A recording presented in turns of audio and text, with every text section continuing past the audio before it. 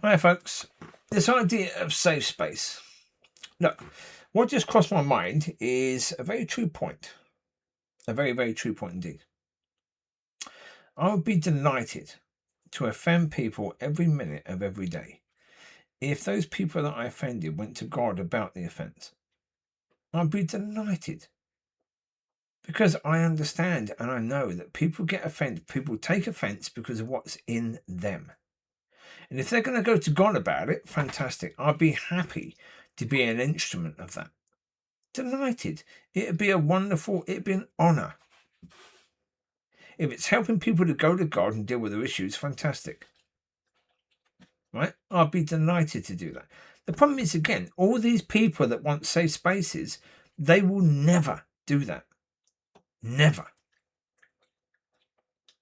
They've crossed that off, that is never going to be a possibility. They won't do that.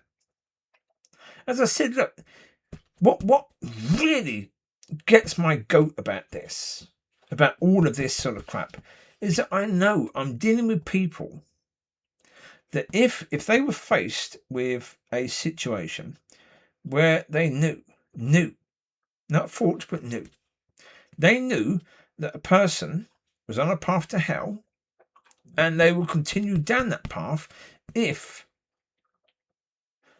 this person, didn't tell them what God wanted them to tell them, but they knew if they told them, their relationship would be over.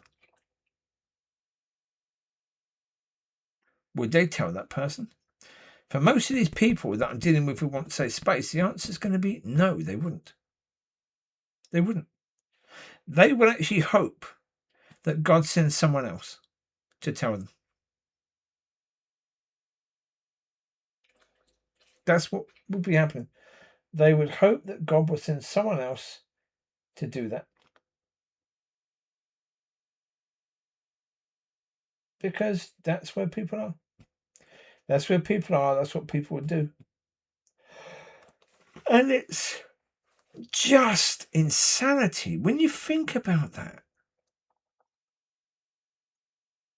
Casting Crowns has a song. I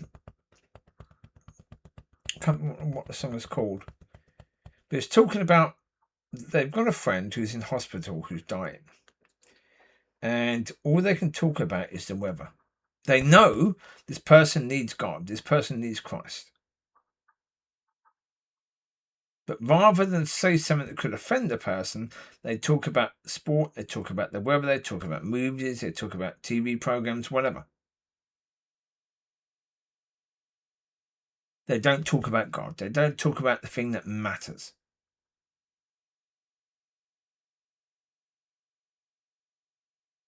Yeah. And yeah, it's common. But as I say, it's common because so many people in church are not of any good ground at all. No good ground.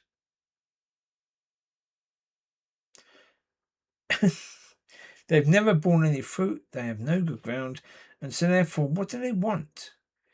They want the world. They want something which is comfortable. They want to come to church, but never be challenged, never be told they're wrong.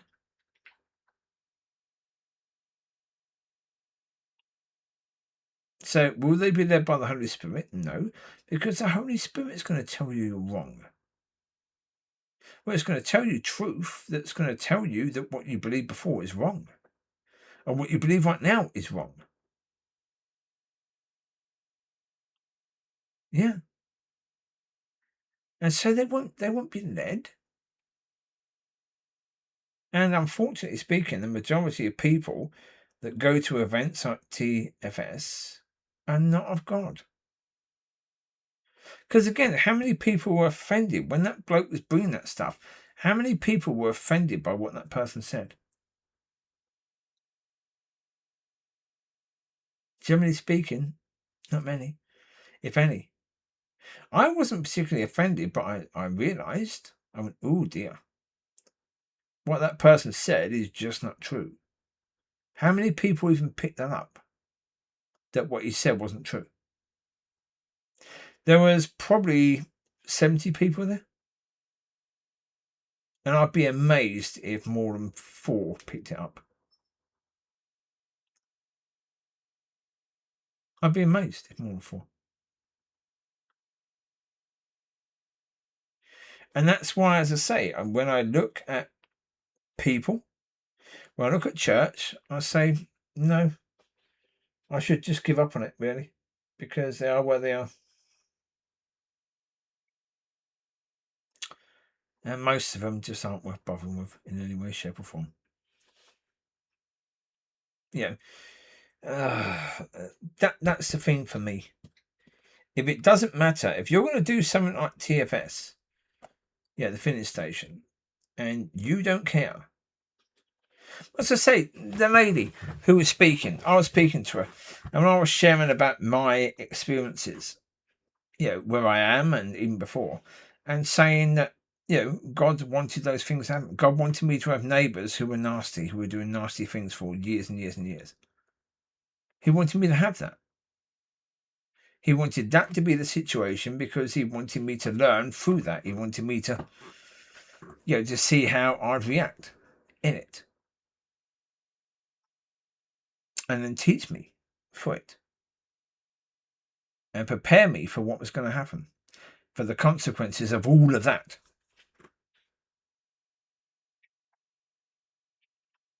And she said, no, God never wants bad things to happen. But excuse me, have you read the Bible? Yeah, clearly, have you read the Bible? You've got example after example after example after example after example. And then you come out and say something like that. And this was the speaker. This was the one who was speaking. She was speaking out something about something comes out of our sides. The energy comes out of our sides.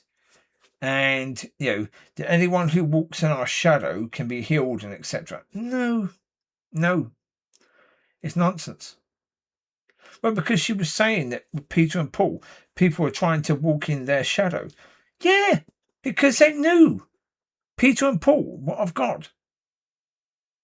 They were thinking, if I walk in his shadow, then maybe his God will heal me. They weren't focusing on the shadow of Peter and bloody Paul, but the God of Peter and Paul. But she admitted that from what she was saying.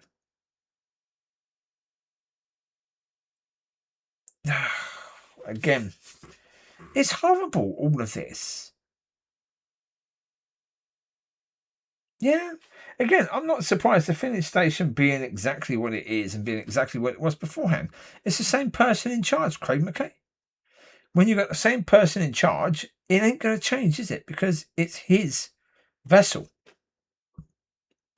This is his creation, basically. Now, the filling station itself isn't his creation, but the one in Elgin is. This is his baby. And he's made it in his image. So this safe space, non-offensive crap that's highly demonic, that's basically cancel culture.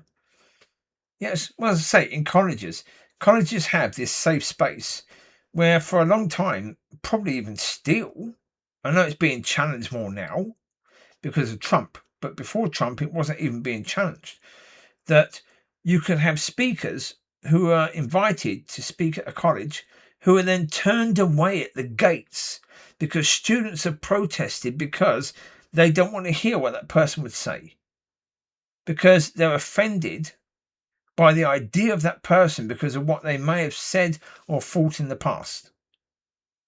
Right? That's safe space.